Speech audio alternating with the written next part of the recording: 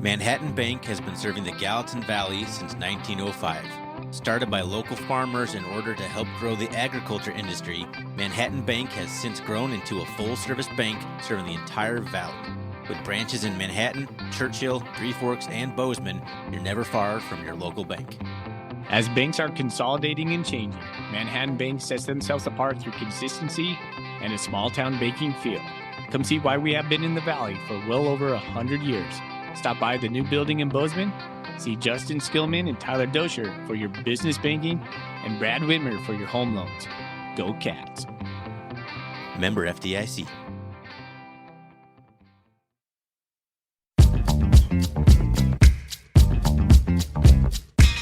Welcome, everybody, to the R&R Catcast, a fan-based podcast focusing on Montana State athletics. We're two dudes named Ryan from the state of Washington talking about our dear Montana State. We hope you enjoy.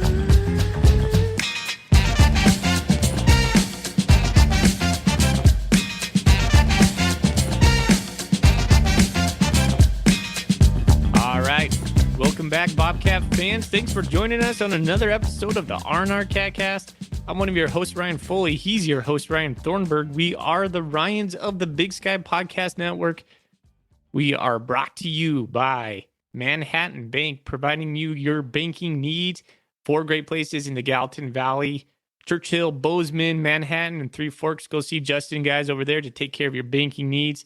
A personal bank for personal people. We're happy to be sponsored by them.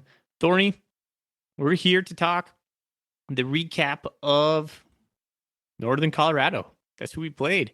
And we're going to preview the Weber State game coming up, the top 10 matchup in Bozeman. Top 5. How you doing, buddy?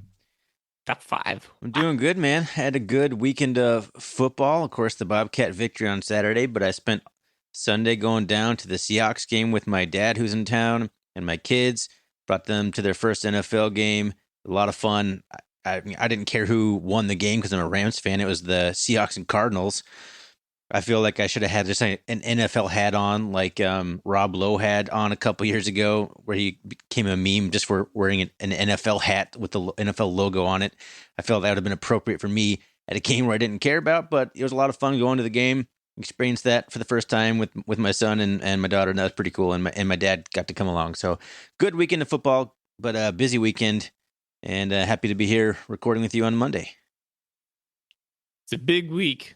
But speaking of NFL, we can't go too much farther without speaking of Troy Anderson and Alex Singleton. Troy had 13 tackles, just ripped it up against, who did the Falcons play? Niners. The Niners, yeah.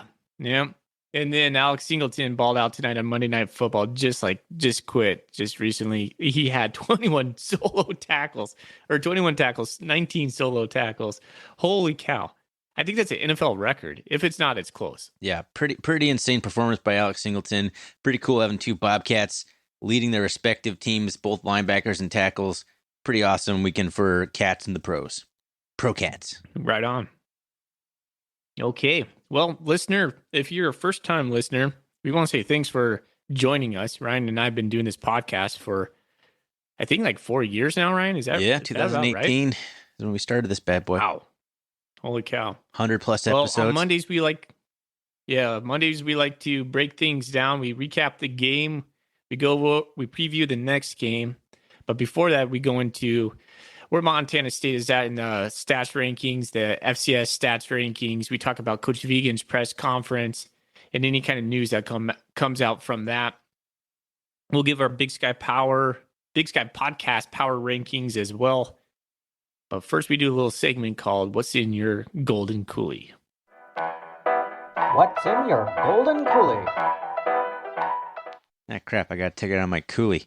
Wasn't prepared. I'm in my bedroom. I'm in a different recording location because my dad is still here. I got the Bitterroot Brewing Barley Ridge Nut Brown Ale, which I had, I don't know, several episodes ago, and I commented how much I didn't really care for it. Hence why I still have some in my fridge. It was a 6-pack. I still got like 2 more left after this. But nothing else sounded really good. So I was like, whatever. I'll just pull that guy out. So there it is. The Bitterroot Nut Brown from, where's Bitterroot Brewing? Jeez, is that Missoula? No. Flathead? No. Bitterroot Valley. Yeah, it's like Hamilton then, probably, huh? Yep, Hamilton. There you go. So there it is. All right. Yeah. You should put like the last two on your porch and see if anybody takes them. You know what? I don't hate it. There's not many beers I hate enough in the world that I just won't drink them. I'll work my way through them. All right, better buddy. than no beer. So last night I was doing my show prep. I went over to Perry Street and I filled my growler with their gold-winning IPA. In 2020, they won the Great American Beer Festival West Coast IPA, just their flagship IPA. It's clean, it's crisp, it's not hazy, but it's delicious. That's what I got, buddy. Solid choice, man. Sounds delicious. Yeah, I love it. Award winning. Never can go wrong there.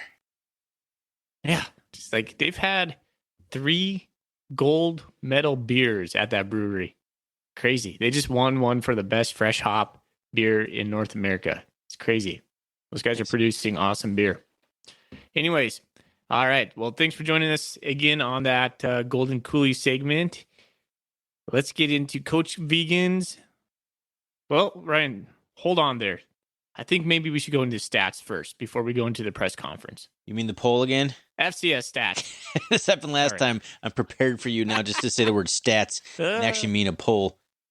All right. We got South Dakota State taking over the number 1 spot after beating North Dakota State on the road, like 22-21, something like that. So they take over the number 1 spot, followed up by Sacramento State, who moved all the way up from 5th. Who did Sac beat? It's escaping me right now. Eastern. So, I mean, not a awesome win, I guess, on the road at Eastern, a team that, they have 1 win on this year, but enough to boost them from 5th to number 2. The Bobcats move up from number 4 to number 3 with the win over the Bears, and there's North Dakota State falling from number 1 all the way down to number 4, followed up by Weber State. Holy Cross keeps moving up, keeps winning 6-0. The Grizz fall down to number 7 after their horrible defeat on their home field against the mighty Idaho Vandals. No sadness here.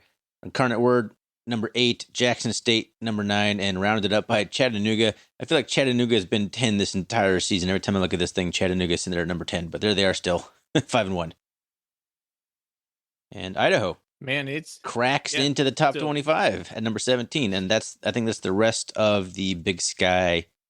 That's the rest of it. So just Idaho, all the way from unranked to number 17 after their big win on the road in Missoula.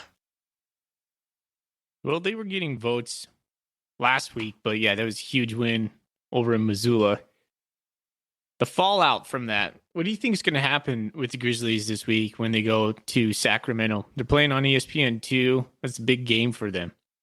Huge game, man. Like I don't know if the Grizz are. Sorry, my mic's like dipping down here. I don't know if the Grizz are gonna be able to bounce back from that or not. I don't know how teams usually do after a loss, but that's a tough bounce back game. Idaho is supposed to be game you win before you get into the stretch against Sac State, Weber State, and the Cats. But I don't know. I'm not sure they're gonna be able to pull that off down there.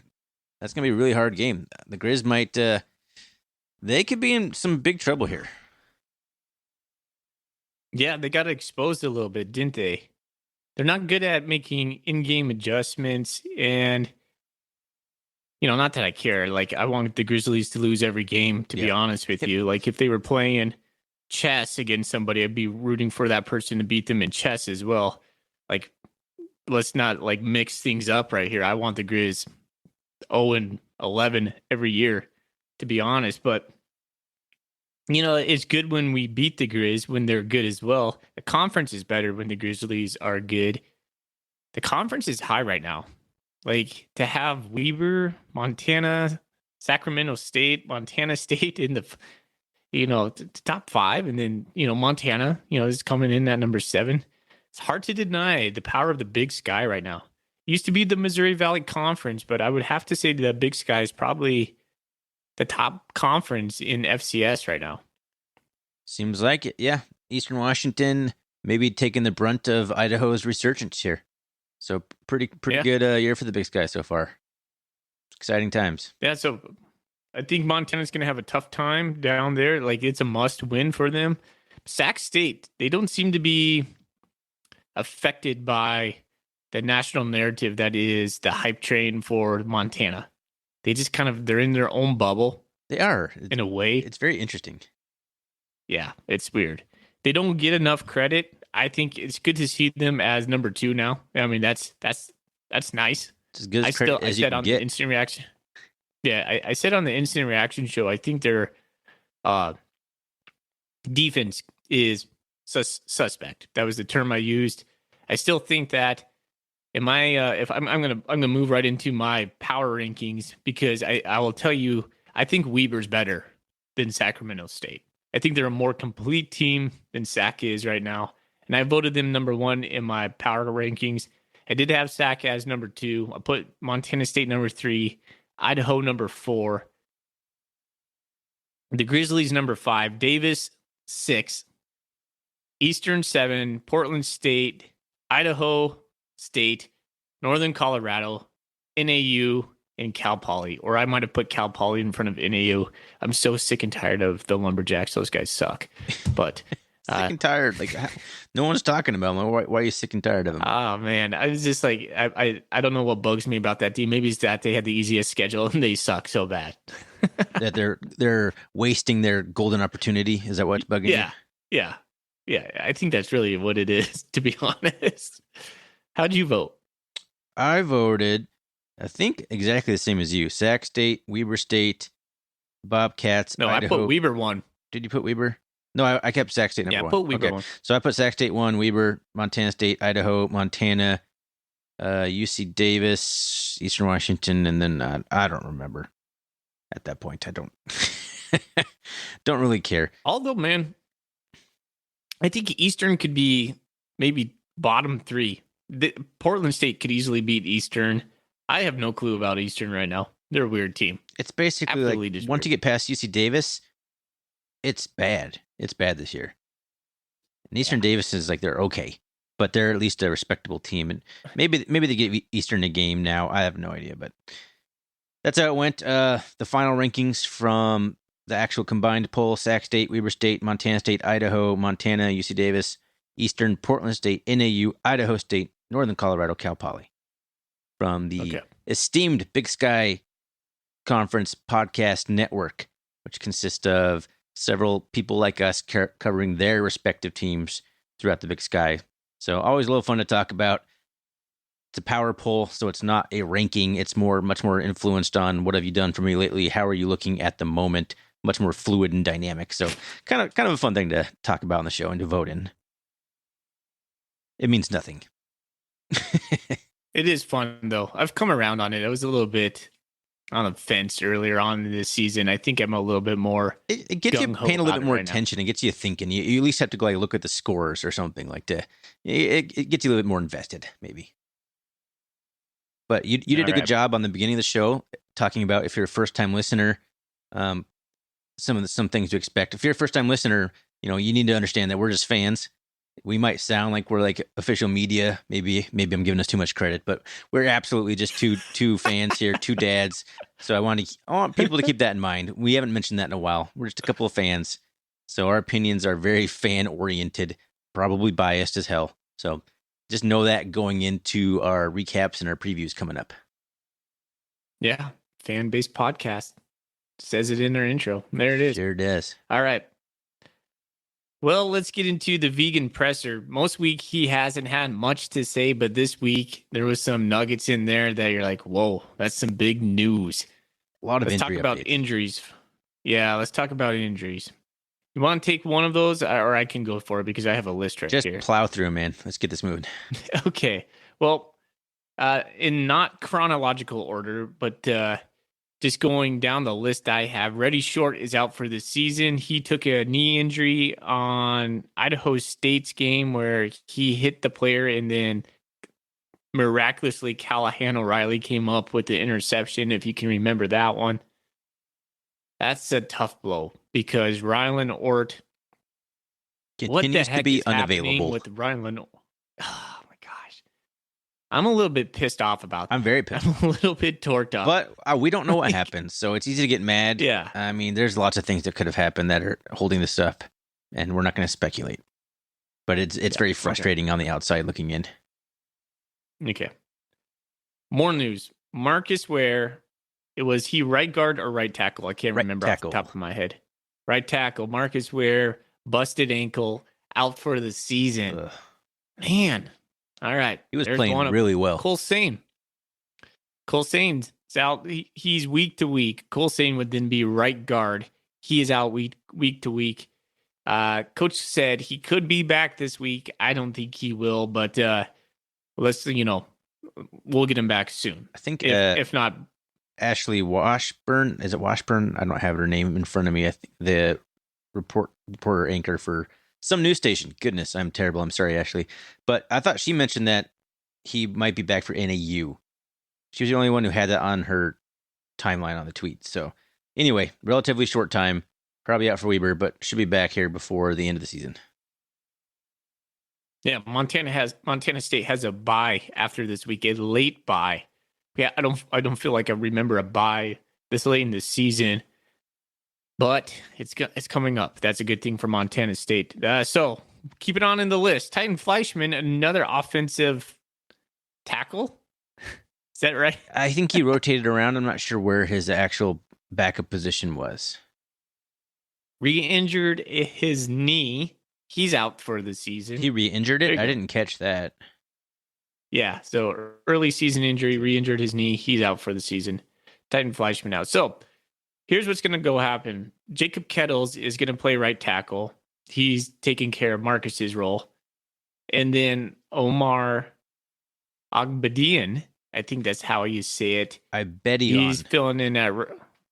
Yeah, it's on the depth chart. It's on the depth chart. That's the only reason I'm saying that. Ibedion. I had it ready to go. Ibedion. Yeah. Yeah. All right, there it is. Both 300-pound guys, like young guys, but both have played a spell. Omar's going in at right guard. To be honest, Ryan, if there's a crew that I'm not too worried about, it feels like it's the offensive line. I think Coach Armstrong does a fantastic job. He doesn't get enough credit, in my opinion. But yeah, we're getting kind of thin there. We're getting dangerously thin. If we had, let's say, if we play Weber and two of those guys go out, then we have some problems. So it was a weird game over in Greeley, Colorado, to see a couple guys on the line go down. That's never a good thing. Hey, I want to interject a Golden Coolie question because this is a perfect time for it. Nick Deal, sorry if I'm mispronouncing that, on Twitter asks us, what concerns you more, the offensive line depth or the depth at safety? Safety, probably. Yep, that's where I'm at. I think our offensive line's good still. Obviously, one guy gets hurt. That's another problem, but there's nobody left at safety. I guess we got guys we can move around at safety. Okada, Tyrell Thomas can maybe play some safety. But overall, man, I think the offensive line is going to be good. The safety position has been less than stellar opposite Jeff Manning. So, yeah, I'd say the safety is my biggest concern right now because it hasn't been very good. Brady Short's gone now. Rylan Orp continues to be gone. So it's basically who's listed on the depth chart now. It's got to be Eli Abbey, right? So it's Kendrick Bailey, Eli Abbey, and Tyson Pottinger is listed as the backup to Jeffrey Manning Jr. Somebody else asked us a question here, and I don't have it up. Do you have Bobcat Nation up by chance? Sure do. Somebody asked about moving players around. Was that on Bobcat Nation or was it on Twitter?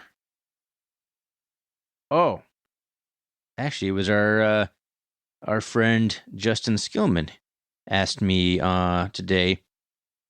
Where did he go? I wonder why Tyrell Thomas, the move isn't being moved over. I'm sorry, I'm reading this very poorly. Why isn't Tyrell Thomas moved over to take the other safety spot now that Ort may not be back? Yes, it is kind of a Coolie question. It's a really good point. Like, what would you reshuffle maybe possibly in the secondary? Would you put Okada back at safety and Tyrell Thomas take nickel, or maybe Tyrell Thomas could help out at the safety spot? I'm not sure Tyrell Thomas has ever played safety, but he's played nickel. See, I kind of think Okada is better when he's closer to the line. Yes. So I would probably put Tyrell Thomas back at safety and keep Okada at nickel. It's a pretty small safety, though. What is Thomas, 5'8"? Although I'm not sure if Ty Okada is much bigger. He might be 5'10".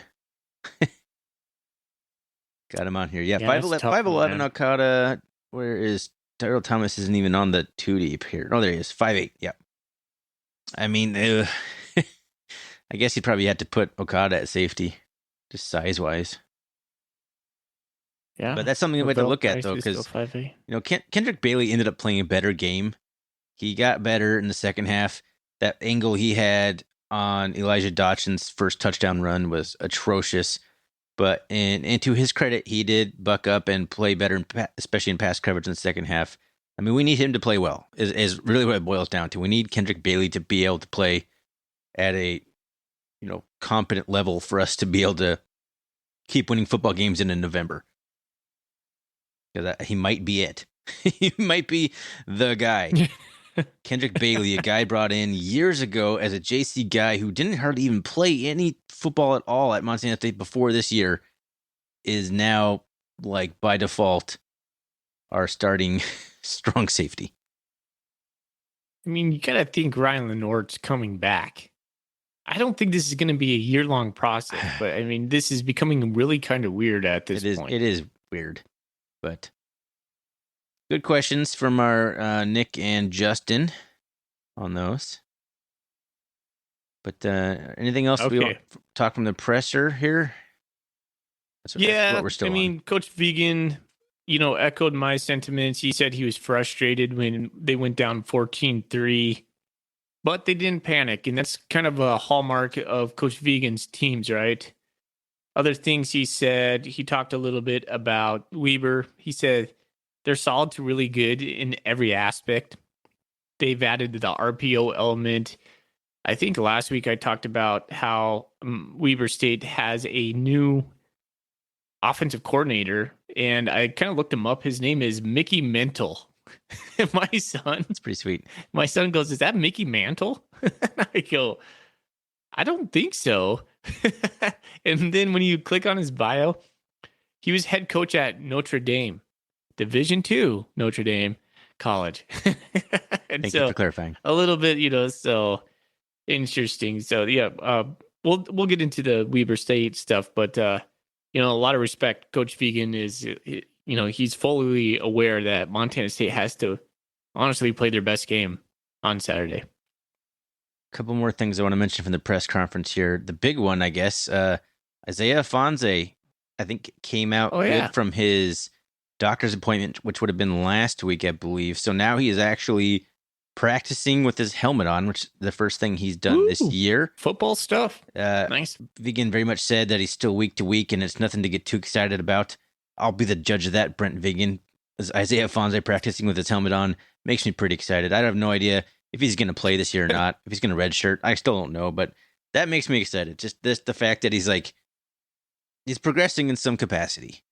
Like, it's been so long since we've heard anything at all about Fonze. So that was good to hear. I enjoyed that. Oh, before we move on to let's give props to Willie Anderson. Willie Anderson. That was the other thing I was going to say. Willie Patterson, co-offensive player of the week. Woo! I'm just going to give him a slow clap because he's had himself a year, just a year. That guy has come on the scene and just been not only the receiver that we needed this year, but just a leader. Watch him speak. Go watch the thing he did with Ashley Washburn. I can't remember the name of the segment. She's been doing a couple of them. I think it's called The Last Drive. That's what it's called.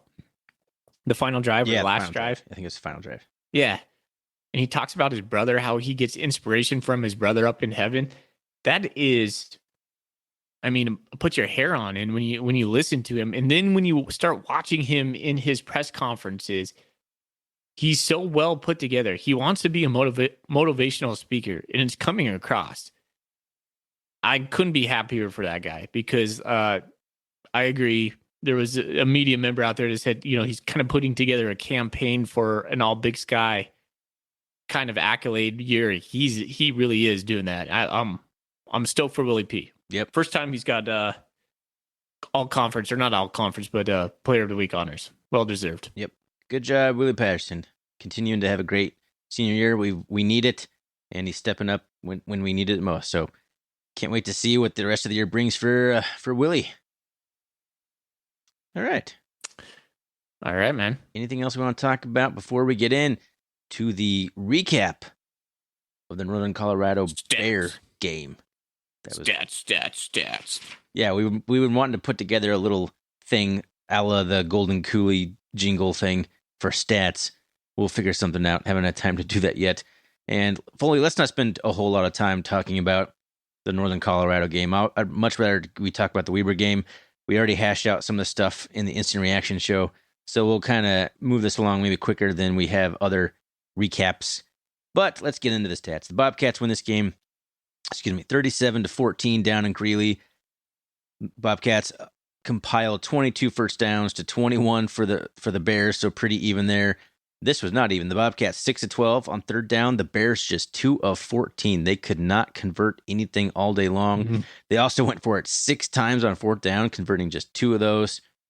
They did put together 394 yards of offense, including 286 on the ground, but just 286 through the air, with just 108 on the ground, where the Bobcats were able to put up 481 yards of offense, 250 through the air, and 231 on the ground for a very balanced attack by the Bobcats. 23 passing attempts, but 45 rushing attempts, so not particularly balanced in the play calling aspect of it. 7 penalties for the Bobcats and 5 for the Bears. It was a pretty heavily penalized game, kind of a sloppy game in a lot of ways. 1 turnover each for each team, and then each team right around 30 minutes of time of possession. In fact, 10 seconds apart in the time of possession, so extremely even in a lot of those stats there. So if you're looking at it, you're not quite sure how the Bobcats won the game so handily. It's mainly the third down conversion problems for the Bears. They just couldn't sustain drives well enough to get into field goal range or to scoring range, and they completely got shut out in the second half. So there you go. There's the team stats. According to Bobcat Nation, Montana State was on SportsCenter tonight for the Bad Beat segment. The Cats scored 34 unanswered points to beat Northern Colorado by 23, and UNC was given 22. That's pretty fun. More, any point. That's good. Just good to see Montana State on the SportsCenter anytime you can get that. That's right. Nice We're stuff. not on the opposite end. We're not on the bad side of the bad beats. Yeah, no doubt. Depends how you look at it. Okay, let's get into some individuals. Malott went 16 for 20, according to ESPN. These are ESPN stats, and I don't know who to believe anymore because ESPN stats don't necessarily line up with the stats that Montana State puts out. But here we go. Tommy Malott was 16 for 20 for 217. He had 3 touchdowns.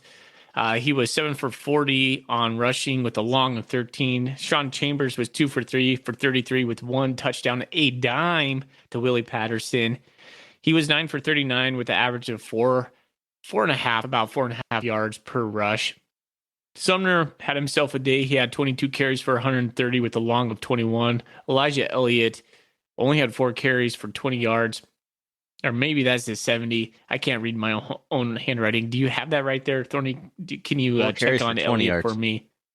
4 carries for 20 yards. Thank you. Willie P. Let's get into his stat line. 7 catches, 148 yards, 3 touchdowns. Touchdowns of 16 yards, 37 yards, and 26 yards. That was the one from Chambers. Derek Snell had himself 1 pass over the middle, but it went for a total of 44 yards. That was a great pitching catch from Tommy Malott. David Alston had 4 catches for 23 yards. RJ Fitzgerald had his 3rd TD and his 3rd game, but it was 1 catch. It was on a nice little play action from the goal line. Ty Okada had 1 interception. Nolan Askelson had 12 total tackles. Holy cow. And 1 tackle for a loss. He had himself a game. Valdez had 1 sack and 4 tackles. Ben Seymour, 4 total and 2 tackles for a loss. Kenneth Iden, the 4th, 1.5 sacks. Yep. Coming in for Brody Greavy, who was, he got kicked out of the game for a questionable targeting call. Blake Hill had a sack. And Zach Black, here you go. He had a half a sack. We had 4 total sacks on Dylan McCaffrey. Dylan McCaffrey, let's talk about a little bit about the Bears. He had 33 completions out of 49 attempts. That's big. I don't know if recalling off the top of my head, if we faced another quarterback who had close to 50 attempts passing against us. He had 259 yards. Elijah Dotson, he had 16 carries for 101 yards and 1 touchdown. Ryan, I remember you speaking last week about Elijah Dotson, how they use him in the passing game. He had minus 13 yards of pass catch in this game, or minus 14, something like that. He had 7 catches for minus 13 yards. This says 7 catches for 26 yards. Well, see, there you go. ESPN sucks, so just go off mine. It sounds a little better. Zane Zinicola,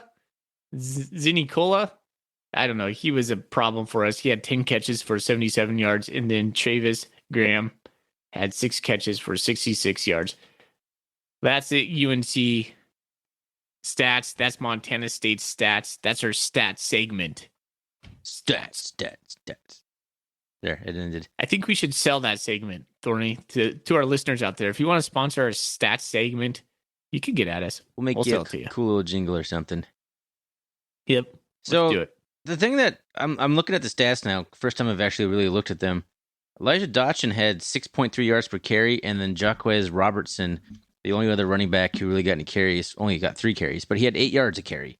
So their running backs actually did really well against us in terms of yards per carry, but they were just completely committed to throwing the ball at only 5.6 yards per attempt. So they had good success when they ran the ball, but they just didn't go to it very often. And they were even like running the ball late in the game when everyone should have, or I'm sorry, passing the ball late in the game when they should have just been trying to get out of there injury free. And I think they ended up getting a guy hurt really late in the game when like they should have just been trying to grind the clock out and get out of there. But interesting strategy by the Bears. Some head scratching coaching decisions by Ed McCaffrey and staff, who, as far as I'm concerned, continue to be a bit over their head at the collegiate level. But I think they are making some strides as a team and as a program. Like, they weren't completely horrible on Saturday. Not as bad as some other Bears squads I've seen anyway. They have some talent, but overall, dominating performance by the Bobcats. We've spotted them 14 points, basically. One of them, terrible tackle attempt by Kendrick Bailey on a long touchdown run. The other one, aided by a bad penalty call on Brody Greeby, and then a questionable touchdown reception that probably should have been reviewed and overturned as he was bobbling it as he was coming down with it. But none of it ended up mattering as we scored the next, 34 straight points after that.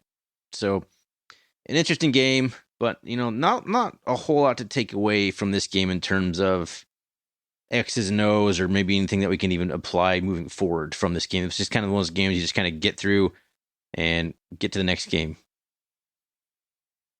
Some concerning things outside the positives. Montana State again goes down early. We give up a gashing play.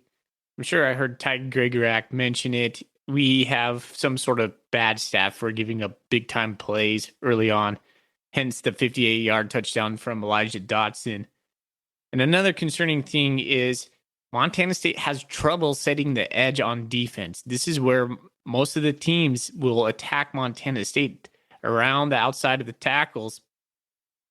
It's not good for us, Thorny. That is very concerning. If I was Weber State, I would not be running up the gut. Montana State seems to be doing better, plugging those A-gap and B-gap holes, but around the ends, we are having a hard time setting the edge. Yeah, I think Sebastian Valdez and Blake Schmidt are playing really well at the interior of the line, but we're having a really hard time setting the edge. And then I don't know if the nickel Okada's not in the right spot. The linebackers aren't quick enough to get there, but guys are just running around the edge and then finding themselves with a lot of green after that.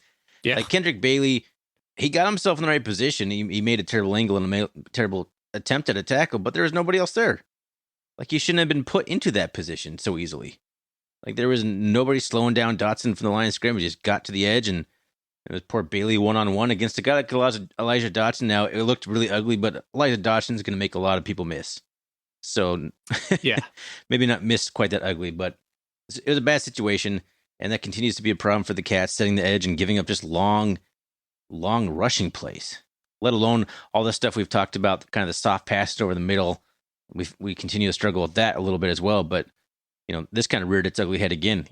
The running game, the running defense. Well, we got out of Greeley, a soul-sucking place to play. We have about 4,500 fans. I hate playing games like this. Yeah. Playing Weber, I get up for it. Playing Northern Colorado, Northern Arizona, you're just like, I just hope we don't get hurt. I mean, if they had like a venue that had like 12, 13, 14,000 fans or something, that'd be pretty cool. You can get up for that kind of stuff, even if the team's bad, but at least there's some fans there.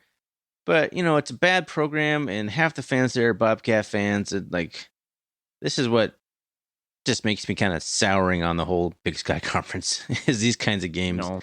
And you hope to get out injury-free, which we very much did not, which is very unfortunate going into the Weber State game, losing Cole Sane and Marcus Ware, the entire right side of our offensive line down in basically the same half of football. I think they happened not that far apart from each other in the game. Pretty frustrating. We got out there to win. I don't know what else to really say about this one. Tommy Mellott looked pretty decent coming back from his injury. He was pretty efficient, had a pretty good rating going on that, the QB rating or whatever they call it in college. It's not the same thing as the pros. But, 16 to 21, is that what he was? Really high efficiency. Looked good throwing the ball around. Looked pretty quick on some scrambles. Good to see him kind of getting back in there. I know you and I are both probably wishing that Sean Chambers or Tommy Mellott, whichever one of them, was kind of more of us taking majority of the snaps, like all the snaps. But, it looked pretty good. Yeah, I was going to ask you how you thought about how Montana State played Sean Chambers in the Tommy Mellott role, because I have a couple thoughts on that, but give me your quick take on that. What do you think about the 2 QB system? I mean, I don't love it. I'm kind of souring on it, but it's winning football games, so it's hard to deny that. It just it's not something that's as traditional, and those things always kind of just don't sit right with you. I do like that they played him a lot more than maybe they plan on doing in other games, because we just needed to get him kind of back up to speed for Weber State. And that thought kind of occurred to me today. Maybe they did it. Maybe they would plan for more of a 70-30 or closer to equal split in a normal game. But, Tommy Mellott's coming off the injury. You just want to get him as much game reps as you can before the big showdown at Weber. So maybe this isn't what it's going to look like in other games. But I don't know. It's hard to go back to this after watching Sean Chambers play so well, taking 100% of the snaps. And that's just the hardest part. It's just digesting this after enjoying that so much. Yeah, and kind of a thing on Chambers. I thought they did Chambers a little dirty there when they put him in right away and they asked him to throw a dime. Sean Chambers is a guy that needs to be in the game, get the rhythm of the game, feel the confidence of a couple plays. They put him in there, one play in the red zone. They asked him to throw a dime. He did to Willie P, to his credit. But then they went back to that same play for Cleveland Thomas, and that's when they threw the interception in the red zone. I just kind of shaking my head. I was like, why would you do that right there? That's just a bad play call. Just give him something to get it in sort of rhythm. I don't like the 2 QB system, Thorny, because I feel like you just, like you said, man, when one of our quarterbacks had Sean Chambers, when he was taking the lion's share of the snaps, you saw what was happening. He was getting in a groove. He had command of the offense. It just felt more cohesive all of a sudden. Now we have to kind of play this game where, okay, Mellott's starting off a little bit shaky. He settles in. Chambers comes in. He could be good for a play or two. It just feels disjointed, and it feels like Montana State's kind of forcing it. And I don't feel like Montana State's going to go away from it. I don't think it's as good as NDSU with their 2 quarterbacks last year. I don't think people are talking about, the 2 quarterback system at Sac State with Dunaway and what's the other one? O'Hara. Asher O'Hara. I don't know, man. I'm not a fan. And I know this is going to get a little bit of flack because it's all over Bobcat Nation, but I still think we should have went with Chambers. Take the hits right now. Just continue to build confidence. Continue to build consistency. That's the biggest thing. We're not building consistency when we're running two-quarterback system. We're not, and I don't know how that affects the locker room and the mentality, but that was the plan going in, and I think everyone was okay with it, and I'm okay with that being the plan now.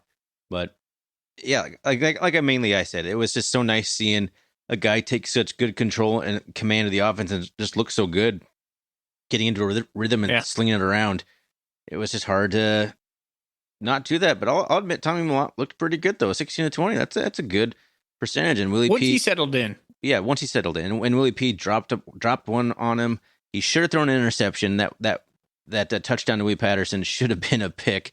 What an amazing catch by Willie Patterson, basically just wrestling it straight away from the defender who had position, had it in his gut, pretty sure. But Willie came up and over and snatched it right out of him. But should have been an interception for Tommy Mellott. But overall, it's fine. I know the coaches have a plan, and I kind of just trust Vegan in the house right at this point, but it's personally I prefer one guy doing the whole thing, and it was hard for me to deny how good Sean Chambers looked in those two games, but it is what it is. we won again, and I feel like when we play a team like we are going to need both guys. Different styles. I'm at a loss for words. I don't know. Like I'm so kind of confused on it right now. It's just like you go down every path and you're like, well, what do I think? I don't know what I think anymore. Yeah. It's hard. There's so much to analyze. There's pros and cons of everything. There really is no clear, definitive, easy answer, I don't think. Yeah. But whatever's working is working, so maybe we just stick with that. My gut's still telling me to stick with Sean Chambers. That's what I want. Yeah. I'm probably going to be proven wrong. I hope I'm proven wrong, but the eye test, man. I mean, it passed for me when I saw Sean out there leading our offense. It really did. So there you go. Well, all right. Let's move on from this conversation, which I feel like we've had. I've been arguing on Bobcat Nation. I feel like I've talked this thing to death. Let's move on to something else. Is there anything else you want to talk about on this game? I'm glad we're out of Greeley, man. 6-1. Glad we're out. Coach Vegan's 18-4 as a head coach at Montana State. That's amazing. That guy. He's sneaky good. Yep. His steady hand. Is he getting the credit he deserves?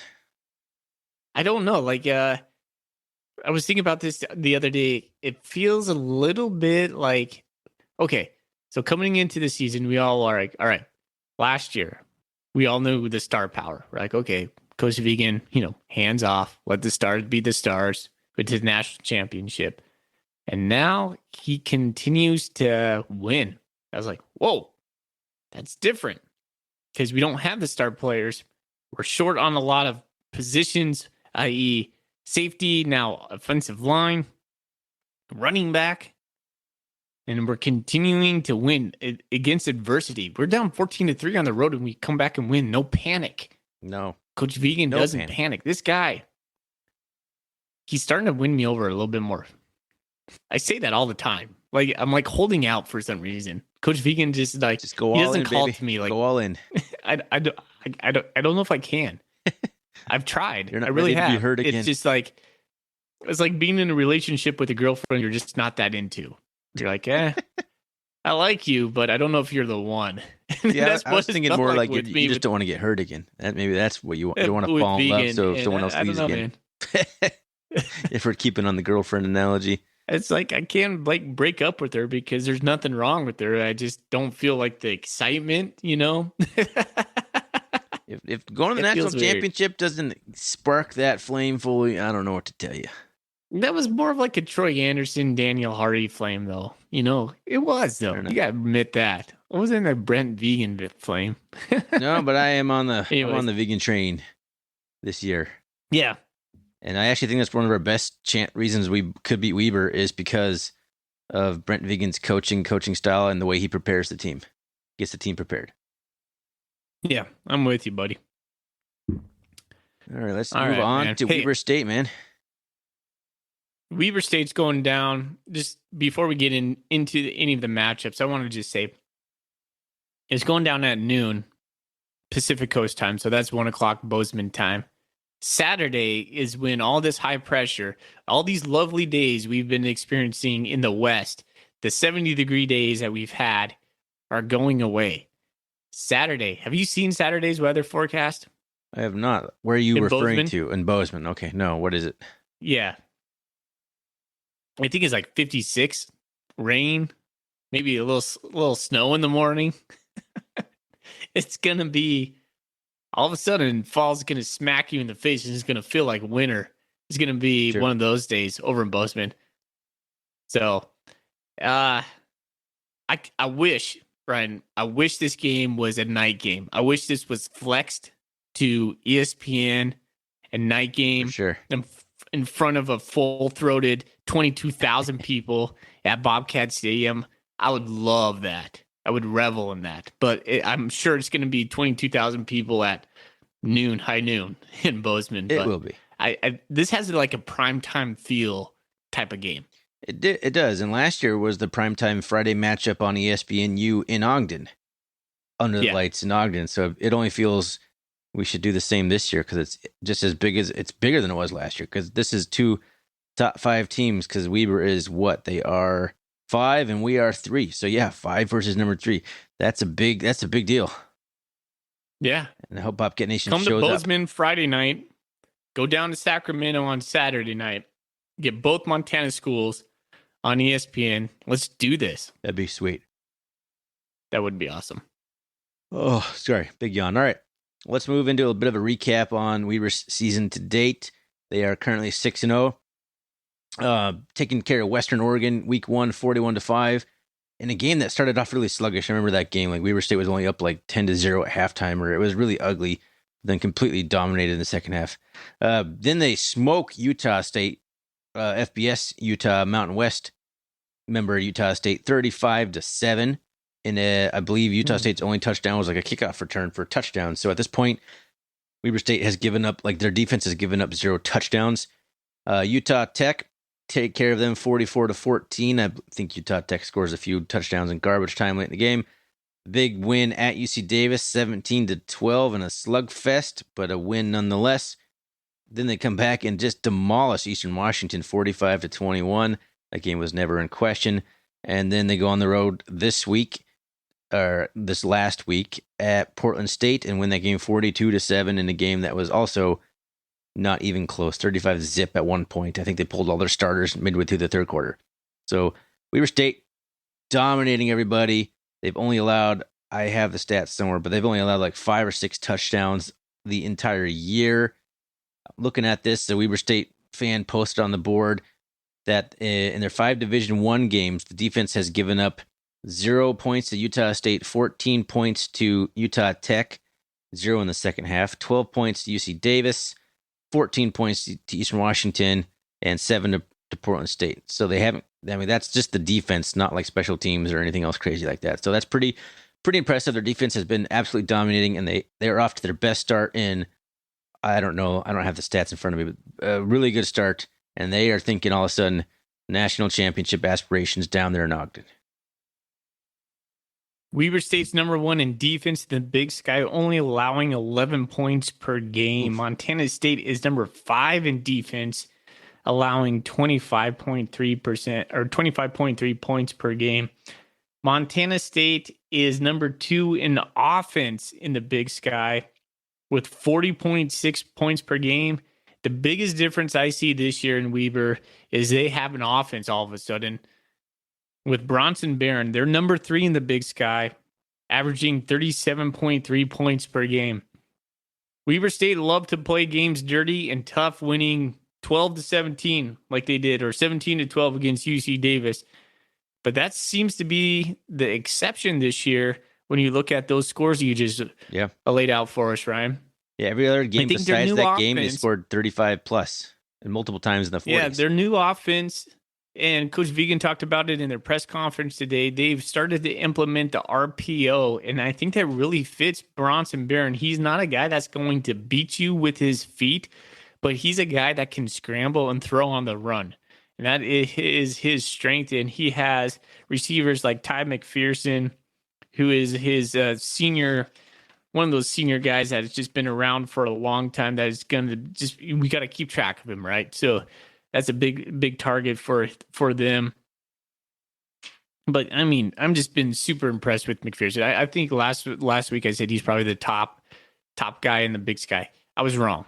When I was doing my research, he's the number 5 quarterback in the Big Sky, but he's very efficient. They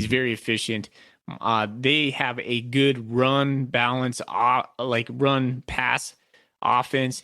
And I think this week, Josh Davis, like that guy's been there for like 10 years, it feels like, right? Seemingly, Josh yes. Davis is back. So, but they have 3 backs. Coach Vegan was talking about them. Each kind of have a different skill set. They're a tough team. It's going to be a good game. One thing that stuck out to me when I was looking through the stats here, the rankings, their passing offense is 7th and their rushing offense is 3rd. So they're pretty balanced for a team like Weber State, at least historically, that like probably runs the ball way more than they throw the ball. They're actually middle of the road passing the ball in the Big Sky, which is pretty impressive for the kind of offense that they run down there. And I wish I could find something for the FCS that shows your average starting field position. I assume that they don't have a lot of yards necessarily because they probably have really good field position from their defense and their special teams. So they have short fields all the time. And that's going to be one of the big keys I talk about in a little bit. But they don't have to go too far, but they're scoring tons of points, but they're not racking up the yardage. That tells you they're not going too far for their points. Interesting stat on this. We're going to be pulling in some comparisons here. I know that Montana State is number 1 in red zone offense. We score at 78, almost 79% of the time. Weber's number 1 in red zone defense. Do you know who's last in red zone defense? The Bobcats. The Bobcats. That's right. Yeah, that's not ideal. No, it's not. Where is that stat? Red zone defense. Third, Montana State waiting on the bottom. Yeah, not too awesome. All right. Is there any other mismatches or anything before we start talking about anything else? We're kind of talking a little bit stats here. So I do have a mismatch. One thing that stood out to me: Montana State is the second least penalized team in the Big Sky. Weber State is the most penalized team in the Big Sky. That could be an advantage. That could be when you're looking at like other things where you can't quite decide who has an advantage. Those little type things right there can be huge. We need some breaks there probably in the penalty department, or at least Weber to commit some penalties, some false starts. I've noticed that their offense, as good as it can be, still is a little bit mistake prone. I think they fumbled the ball quite a bit this year. And judging by the penalties, I think they probably have some procedure penalties offside or false starts and those kinds of things. So hopefully their offense shoots themselves in the foot a little bit, and hopefully Bobcat Nation aids in that with some noise, bringing the noise on Saturday. Yeah. You know, the take on Bobcat Nation I've seen a lot lately is, can MSU beat Weber? And I'm frankly kind of tired of this underdog mentality a lot of the Cat fans take when we play these high-level games. Why aren't we asking the question of, can they beat us? Like, we're number 3 in the nation. Can they beat us? Can they come to Bozeman and take down the Cats? It's a great question. Like, where's the confidence? A lot of the Cats this year have been like holding their breath. Media has been holding their breath. Or, I mean, you can talk about us. We're probably part of that media. But why? Coach Vegan, 18-4. You're coming full circle. When's back it gonna to click? Not loving vegan. When's it gonna click? In the vegan we trust. I like it. Yeah. Yeah, and it's a valid point. Like, it's one of those, you're not used to consistently being that top program just yet. We're getting there, and I've moved on from being worried about games like Northern Colorado. Like, I wasn't worried about that game. Like, what I would have been 2 years ago, 3 years ago.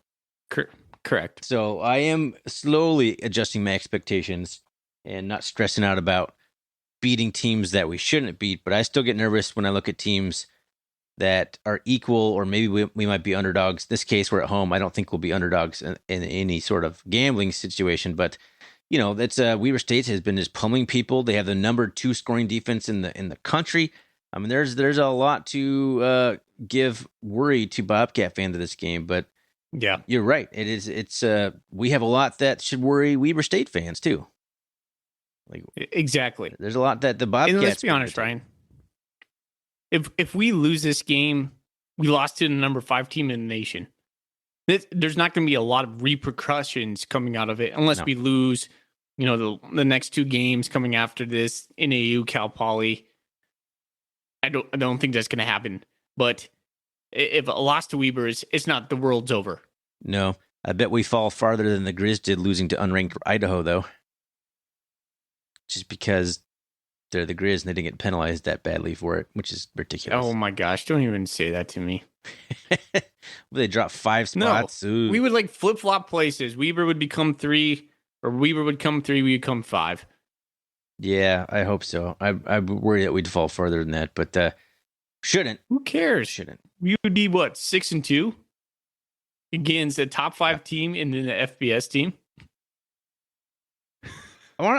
This is an interesting conversation, and I want to interject a Golden Coolie question here that's kind of on the same topic to pause our preview right now. Brendan Henshaw on Twitter asked us, how has your optimism for a playoff run changed since the beginning of the season? I think it's a really good question. Ooh. Has it? It has changed for me. I mean, when I penciled in where I thought we'd finish, I had us finishing pretty well, but I didn't think we'd be capable of going back to the national championship this year. I didn't see that for the Bobcats. I was thinking maybe we could make it to the semifinals or maybe a quarterfinals this year. But now I think I have increased my expectations based just on how good we've looked. I still think there's going to be some things that hold the Bobcats back, but I actually think we have the ceiling to do so. I don't know if we'll get there, but I think my expectations have increased for this Bobcat team based on how we've played this year. That's weird to say, Thorny, because I think both of you and I had 9-2. Yeah, as penciled in for the in 7-1 in the conference, and so. But this, we're winning either this game or question specifically though. Yeah, I mean, at this point, to be honest, the FCS is so watered down that if we're not making a semifinal appearance, what are we doing? Yeah, what are we doing? We should be one of the last 4 teams in there. And then if you're one of the last 4 teams, maybe it's a coin flip to get to the national championship. Unfortunately, is it Justin? The skill, the talent is not there in the FCS anymore. We're keeping this thing afloat, people. The FCS is a dying ship. The Big Sky is keeping this afloat. Take Montana State, Sac State, Weber State out. This thing is dying. This thing's going down. I mean, South Dakota, North Dakota State, you're looking at the top 6 without those guys. There is a big drop-off. You're right. There is a ginormous drop-off. Don't kid yourself. Yeah, no, that's you are absolutely right. There's going to be teams that step up and rise up, but absolutely, we should be one of those teams that's consistently, at the very least, in the Elite 8. That should be like a floor. No, quarterfinal, man. Oh, yeah, Elite 8. Okay, so quarterfinal. If we don't make the quarterfinals, that is a disappointment. That's a huge. That's a terrible season for us at this point. All right, good question. I like that question. Yeah. Going back over to our preview here. Actually, I'll ask one more question since I got one up here that's going to transition us back into the game chat. Jake, Hoppe. How would you say that? Is that Hoppy? I don't know, Hoppy. Jake. I'm sorry. What is your biggest worry playing this Weber team? What is our ace in the hole for this game? Do you want to take that one, or do you want me to jump in? Oh, yeah. Why don't you go? I got something for the ace in the hole. I think the ace in the hole is going to be more Chambers than we saw this last game, and possibly more of the outside run game than we've been seeing. We're going to see something new from House, right? I don't know what it is necessarily, but he's been scheming up different game plans every week. So I think Chambers will be more involved in the running game this time, and perhaps get some more of the receivers, maybe some more Marquis Johnson or Taco Dowler involved in this one to get the speed to attack the edges. So I think the speed from the wide receiver position, and perhaps some unique ways to use Chambers and maybe Tommy Lott at the same time could be our ace in the hole. Yeah. I'm with you on the speed on the outside. He talked about today that how they use a lot of man coverage in 6 defensive backs.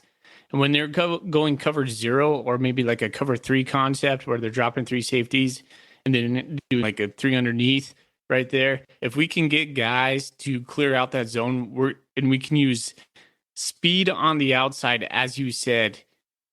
I think we have some potential to hit some gashing plays with Marquis Johnson and Taco Dowler.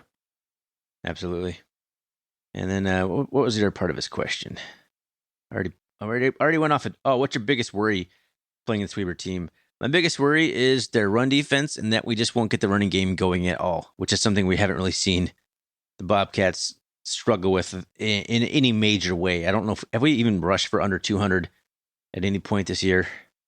I'm not sure we have. We haven't, no. So I'm worried we're number one in the Big Sky for rushing. Yeah, I think I'm worried that they'll be able to stuff the running game and we'll just have a hard time moving the football and scoring any points. They have a pretty elite defensive backfield. They do. Led by, what's his name? Max Anderson. He's leading the Big Sky with 5 interceptions. So that is a true concern. My biggest concern is Bronson Barron. I put that guy on a pedestal for some reason. He's when I saw him, I don't know. He just seems like a really good quarterback. Maybe there's something there that I like about him. We made him feel pretty uncomfortable last year. That's for sure.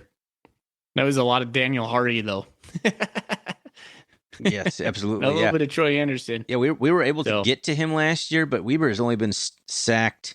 I have the stats somewhere. Goodness, sacks against. Yeah, they're number 1. They've only been sacked like 5 or 6 times all year. They're the number 1 least sacked team in the Big Sky Conference. So you can almost just assume that we're not going to get to him all that much. And I had it highlighted on my notes. My worry is that Barron sits in the pocket and hits wide open receivers all day. So I guess I should have said that for my biggest worry, because I clearly have it highlighted here with the word worry in my sentence. It's clearly a worry. I am worried about Bronson Barron being able to get the ball moving, and I'm worried that we're not going to be able to run the ball. And then that's a recipe for a bad game for the Bobcats. Gosh, last year, what was their score last year? Was it like 12-9 or something? It was weird. 12-8? Yes, this is where we couldn't move the ball. Matt McKay was kind of the beginning of his demise. Yes. As a Bobcat. It was a weird game. It was a good game we won. It crushed their playoff hopes. But offense was not good. So, yeah, I wonder what we're going to do. It's kind of funny being a complete opposite from last year in terms of I'm worried about our defense doing enough to stop their offense. Like, that wasn't really a concern last year. Because Weber's offense was pretty bad this year. So it's almost like a complete opposite. I'm worried about our defense and I'm worried about their offense. Yeah. Well, with their man coverage, we're gonna have to exploit some 50-50 balls. We seem to be pretty good at that, at least with Tommy Malott passing the ball. But we have to find matchups. They like to play a lot of man. We got to find some matchups that are key for us. So let's talk a few keys to victory, and let's get out of here. So you're saying one of our biggest keys is being able to win some one-on-one battles against the man coverage. Yeah. That's a good one. I agree with that. But one of my biggest key, special teams, I think is going to be pretty good in this one. We can't make any mistakes, and we were really good at returns, getting yardage in the return game. So we need to do good in not allowing big returns and make Weber State drive the whole field. Now, whether that's Glessner's kicking out of the back of the end zone every time, I would love to see that. But we need to make Weber State drive 80, 75 yards to score points in this game. We can't have them return the ball to the 45, the 50-yard line and give them a short field. Montana State has done good in the special teams this year as far as coverage goes. I think Bryce Layton has improved as well. His punts seem to be He played really well against Northern Colorado. He had a really good game. He had that one that hit out of bounds, right on the 5-yard line, at the intersection of the 5-yard line and the out of bounds line. It was beautiful. Mm-hmm. That was a great one. It was. Let's see. I think we need to. Yeah, you got it. Sorry. Yeah. As always, we need to make the quarterback feel uncomfortable. And that needs to come from not only our defense, but our fans as well. They're down. We got to get noisy. And I don't think we won't. It's just, that's one of the things I feel confident about is playing in Bozeman. I think Montana State wins this game. It's because we play at home. Yeah. It's a big deal for us. That's a huge advantage. And I had this one penciled as a win, but I'm feeling way less confident than I was when I penciled it as a win because I was pretty wrong about Weber. I didn't think they were going to be all that much this year. I don't know what I have them down for, but I had them losing like 4 games or something. I don't think they're going to lose 4 games this year. But yeah, being in Bozeman is a huge advantage for the Cats, and I would not be feeling anywhere near as mildly confident as I am now if the game was in Ogden again, which is very well could have been with the way the Big Sky schedule things. Turnover margin, I think it's going to be real big in this game. I think both, Weber State's really high nationally in terms of takeaways. They're also pretty high in giving the ball away. I don't think their turnover margin. They're the 4th in the Big Sky Conference, and MSU is 3rd. But they're like one of the first. I think they're 1st in the country in interceptions. So they're leading the country in interceptions by a wide margin, but they're only 4th in turnover margin. That means they're turning the ball over a lot too. This is a game where if the Bobcats can come out ahead in the turnover margin over Weber State, I think that's going to go a long ways to securing a victory. Switch the topic on you real quick. I got a buy or sell question for you. Quarterback play for Montana State. Buy or sell, Malott takes 80% of the snaps. Sell. What percent? 70, 75. I mean, 80 is not far off, but it's not going to be 80 if we're getting real statistical. It's not going to be 50-50, but I have to stick to my ace in the hole Chambers comment I made earlier. So I gotta think it'll be a little bit less than 80%. Yeah, I'm kind of wondering how we attack this offense. You said they are the number 1 team taking interceptions.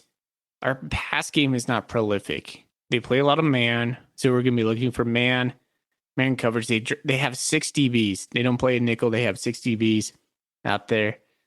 That's tough. I don't see Malott and Chambers having like a lot of options they feel comfortable with. I mean, that's where we got to lean into the coaches, Coach Hauschreit and Coach Vigan. What kind of options are they seeing where they can exploit? Hopefully, like you said, the run game. Can we run outside zone? I don't think we were running outside zone as much against Northern Colorado as we were in previous I think that games. was on purpose. Okay. All right. I'm with you on that. To set something up or just to practice running inside zone. I don't think it was anything other than we just wanted to put it on film that we do that also. Okay. One thing about man coverage that's a big benefit for the Bobcats, man, if like Chambers or Malott can bust through that initial wave, you got man coverage where their guys with their back to the ball. That's how you get 70-yard touchdown runs. Yep. You're right. So that if MSU can get the running game past that first level of defenders, there's going to be a lot of situations for the Bobcats to be able to make one guy miss and then have a big, huge play. And we've been very good at getting to the second level this year. I really wish we were just rolling with Chambers in this game. This feels like a momentum type of game. You need a guy that's in the groove to beat this team. I don't feel like switching out quarterbacks. I hope I'm wrong. I really do. But that's just what my gut's telling me right now. So you say we're going to win this game. I never make predictions on here, but that's what my gut's saying. I'm tired of this underdog mentality. I like it. Like, we're always afraid of like these, like, oh, how can Montana State? Did that come from Jeff Choate and just losing prior to that to Choate? Because remember, Choate used to be like, how do we beat these guys? And we would kind of be like, kind of snicker at it. Did he make us believe that we could never beat our opponent? I think I fall in the same trap as Jeff Choate when he starts looking at film and he realizes, hey, these guys got some dudes. I start looking at stats. I start looking like, oh, man, how are we going to beat the number 2 defense in the country? Yeah, but these games aren't won on paper. Exactly. I'm just saying, like, I get where Choate's coming from, but, that's not how we should be approaching it. We should be more confident and we're optimistic as a fan base, man. We are the number 3 team in the country. Let's go out there and let's prove it. Let's prove it on Saturday. Let's take care of business. Let's hand Weber State their first loss. Let's do it. Okay. Thorny, question for you. Maybe one of my last questions for you. Cats win. Are the Cats in the playoffs? Yes. Well, no matter what. I said if the Cats beat Weber and lose 3 straight games on the Instant Reaction show, that would be borderline. But I think with Weber being a top 5 team right now, that's such a huge resume builder. But losing 3 in a row is a really bad way to get into the postseason. But We probably still will, but it'd be really close. It matters how you finish. The committee does look at that. Question then. Second question. If we lose to Weber, lose one of the 2 games to not Northern Colorado, Cal Poly, NAU, and then let's say we do lose to Montana. So in the last 4 games, we win 1. Make that 7 win. Are we going to the playoffs? Are you asking if we lose to Weber and the Grizz, but beat NAU or Cal Poly? Yeah. I don't think we get in. Really? That will have meant we lost to Cal Poly or NAU. That's a terrible loss. Still get 7 wins. Still got 7 wins. 7 wins not a magic number anymore. Montana State's number 3 in the nation right now. You don't think Montana State still gets in? They leave Montana State out. So we lose to Weber State. We fall Montana to like State out at that point. We fall to 5 or 6 in the polls. Then we lose to Cal Poly. We drop down to like 16 or 17. Man, we beat NAU. We go back up to 15 or 14. We lose to the Grizz. We fall down to like 20. Montana State still gets in. Maybe, probably.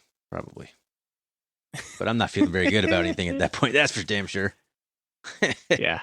I thought last week was a big win. That 6 win, because I do think at worst, we're going to have 1 more win. At worst.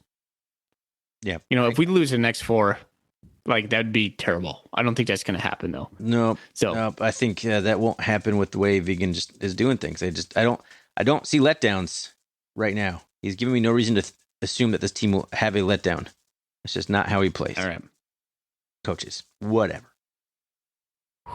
Any more Golden Coolie questions? I mean, we have one about the Grizz special teams. I don't know if you want to tackle that one or not. Give it to me. Our buddy Roger Fisher on Twitter asks us, are you surprised by the special teams miscues from the Grizz against Idaho, given how good they have been at special teams recently?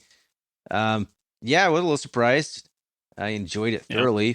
They also had some really good special teams play. I've seen a lot of people ripping on the special teams, but they also had Malik Flowers returned like past the 50-yard line. And I think Junior Bergen had a huge punt return. They had 2 huge returns in that game, too. But, the problematic, what was it, Rohrback, did he drop a punt into the end zone and then fall on it and get a safety? Is that what happened? I think that's right. I'm a little confused because I just watched the Cardinals-Seahawks game, and the Seahawks punter dropped it, but then fumbled it, and then the Cardinals got it. So now I'm conflating 2 things that happened. But, yeah, it was a safety. So that was a real bad one. That was a real bad one for sure.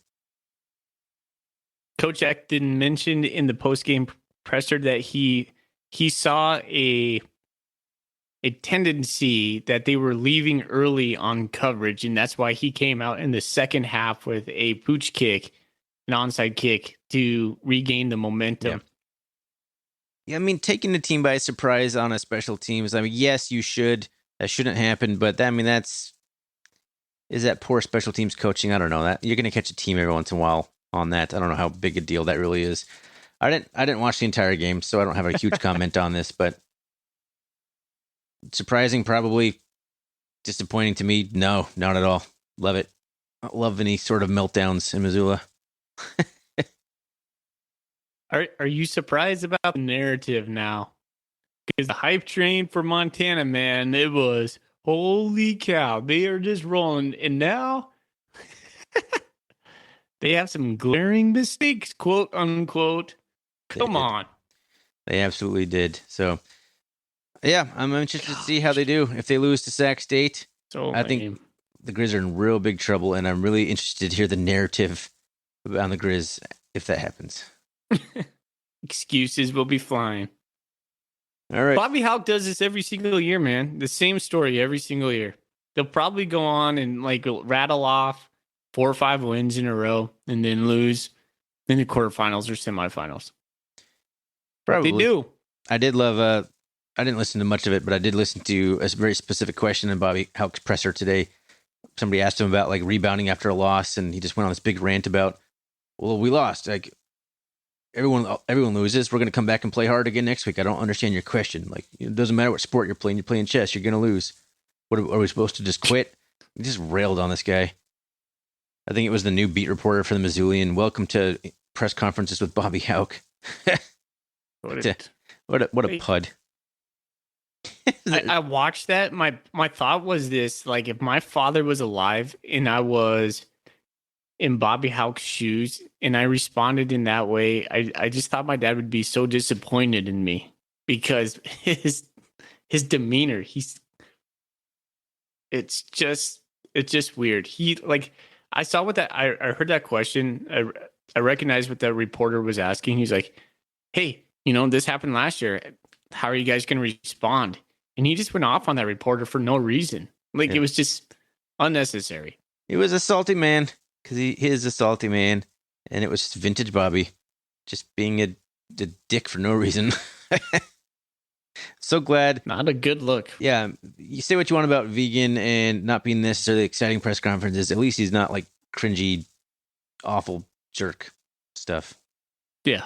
So that's always good. He's not Bobby Houck. No. All right, Foley. I think it's getting pretty late over here. Let's call this an episode, shall we? Mm-hmm. Hope Bobcat Nation shows up. We got a huge game on Saturday against the number 5 team in the country. Be there. Be at watch parties. Be out there on social media supporting your Bobcats. We'd love to see it. Thanks for listening to the show. As always, thanks to Manhattan Bank for being our Dank Bank sponsor. Woo! You can always find us on the web, rrcatcast.com. You can find us on Twitter, Instagram, Facebook, all of those under rrcatcast. There's no and or anything like that. And Foley, man, let's go. Let's go, Cats. Go Cats. Go Cats.